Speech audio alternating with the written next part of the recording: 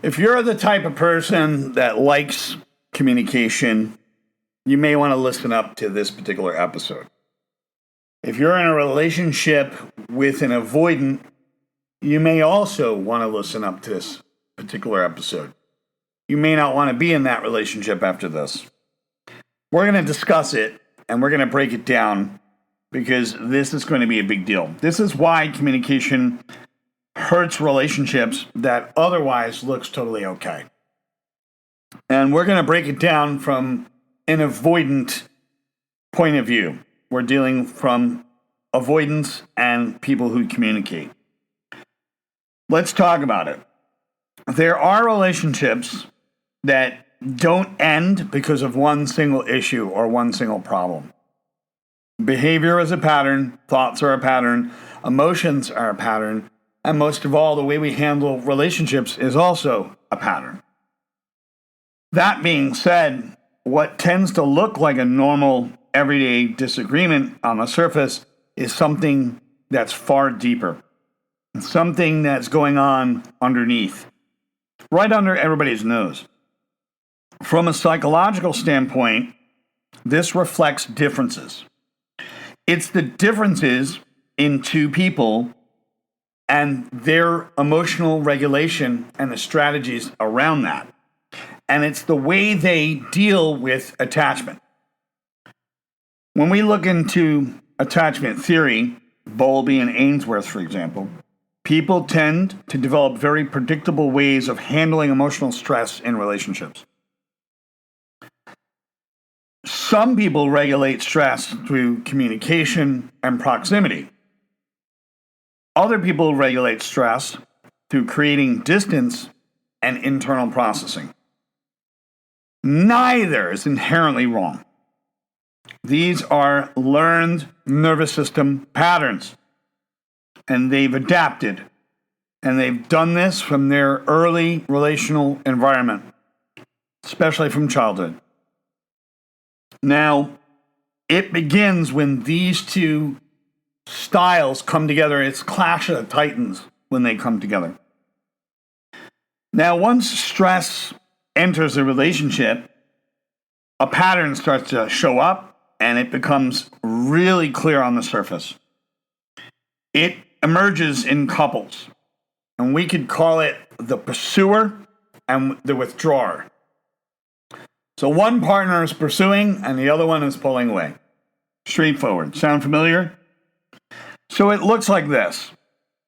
One person increases communication, and they attempt to restore the emotional communication. They want to communicate to understand what's going on emotionally with the other person. Now, that being said, the other person experiences that emotions as intensity. And when they feel that intensity, it feels really heavy on them, like a gigantic burden and overwhelm.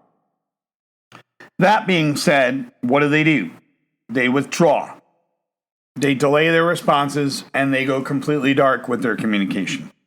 They're no longer talking at all. They shut down. This increases anxiety in the other person, which increases more pursuit. Because the person's like, well, I want to know what's wrong. Why aren't you communicating with me?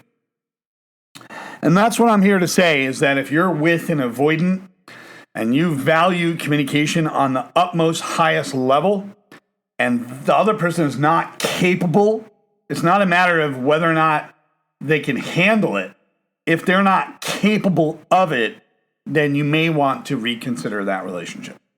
Because if you feel like you're a dentist and you have to pull teeth in any form of conversation, and it's starting to feel like it's not a healthy idea, then you may want to get out and reconsider. Because this is not a random idea. This is a clash of the titans of two nervous systems, the two different patterns, and the way they handle threat and the way they perceive threat in the relationship.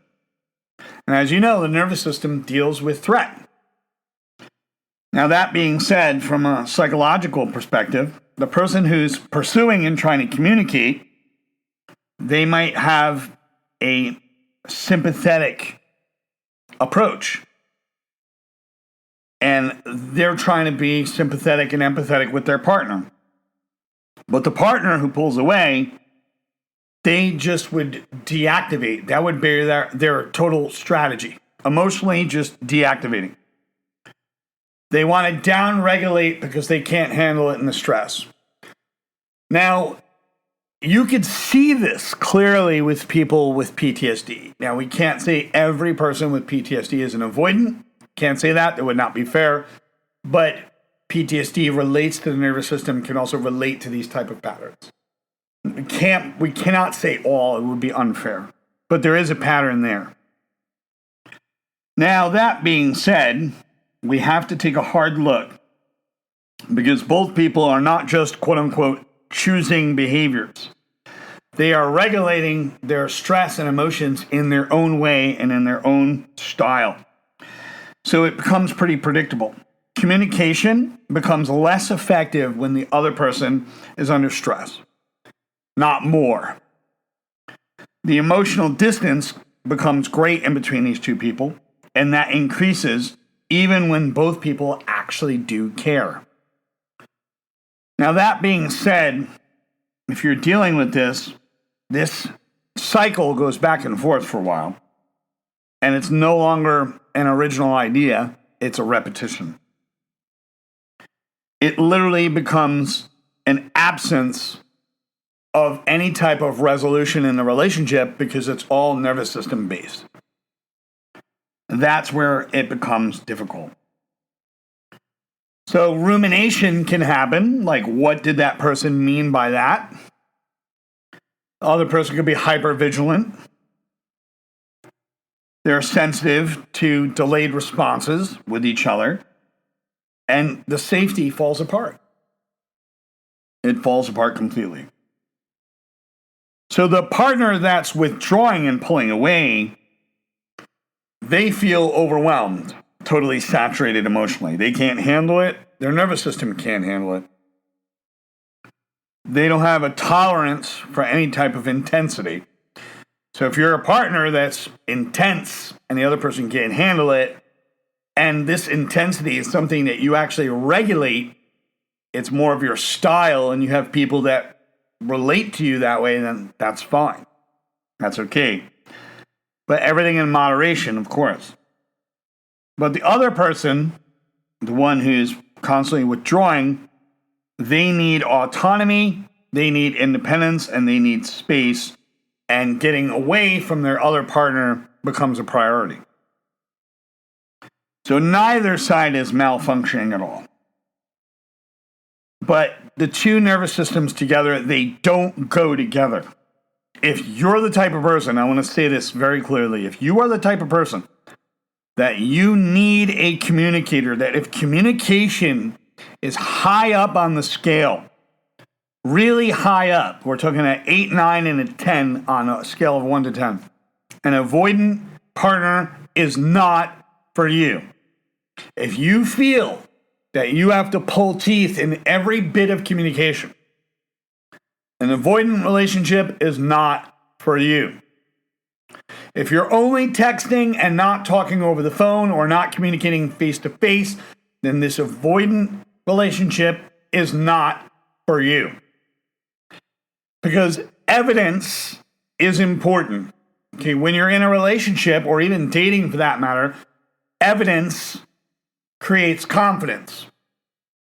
What do I mean by that? A person's action, what they say and what they do should match. If you see a mismatch, consider that to be a red flag.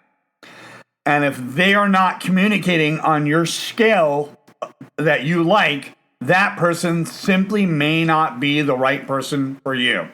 It doesn't mean that they're bad, doesn't mean that they're horrible, doesn't mean that they're not a good person.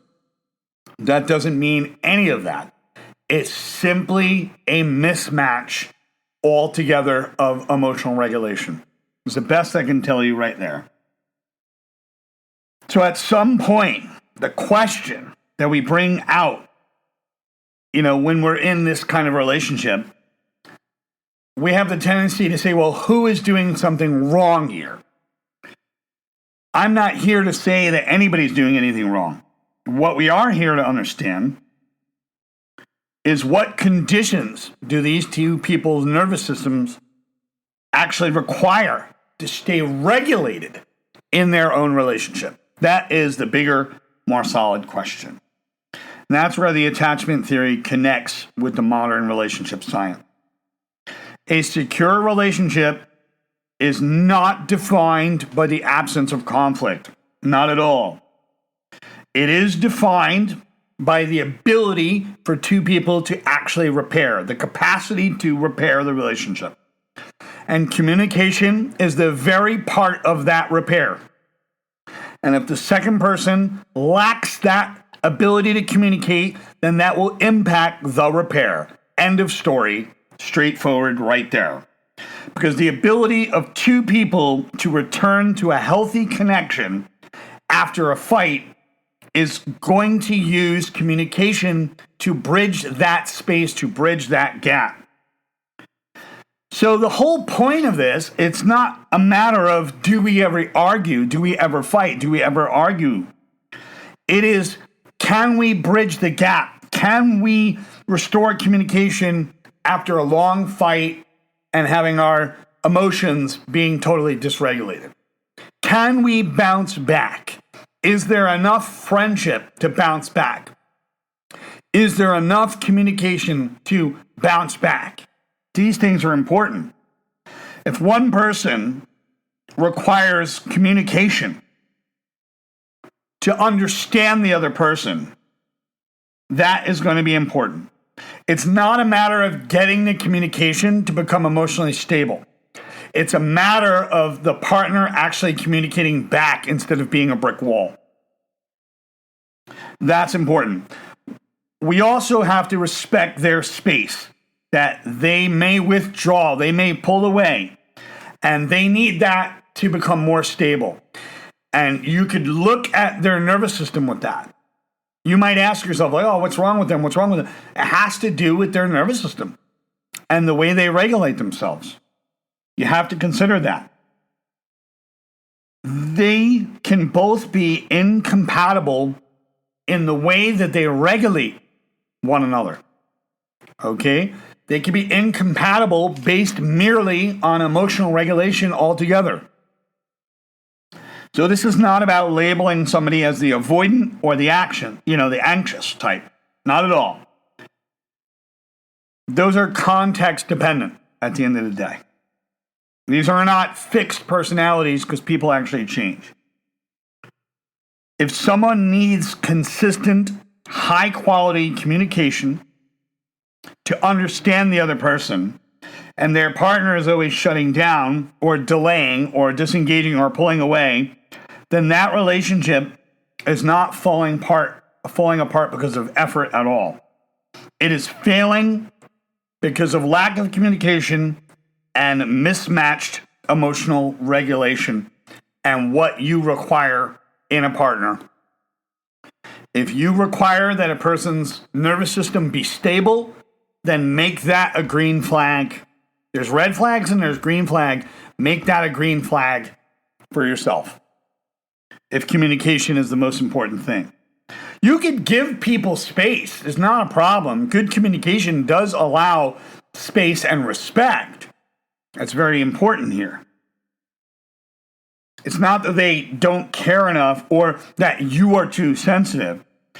What we can understand, it's two nervous systems that require different ways to stay stable at the end of the day.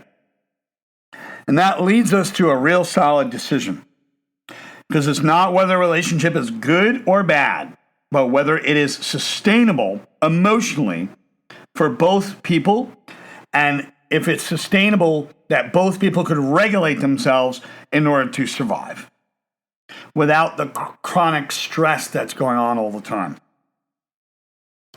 So the most strongest stable outcome here in relationship psychology is not the intensity of the emotion or the similarity of personality. It is the understanding of repair and the capacity for repair. Communication is the ability to repair. And you have to have a capacity for repair in the relationship. What kind of communication allows the both of you to go back to a solid friendship or a solid foundation for a relationship? Does this relationship consistently support that idea? Or is their emotions always being activated to where you can't even communicate with them? So the bottom line here today is that if you value communication on a scale of 1 to 10, and it's an 8, 9, 10, you yourself may want to avoid the avoidant. I'm going to say that as a hard truth. Keep in mind, this is also based on communication.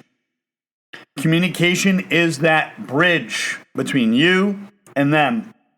And if they can't speak to you and you feel like you're pulling teeth, in other words, when you're making basic communication efforts, very basic, you're not pressuring, you're not overwhelming, just basic level, and they're incapable of returning fire, if they're incapable of doing that back, and their nervous system is not regulated, it may not be the relationship for you.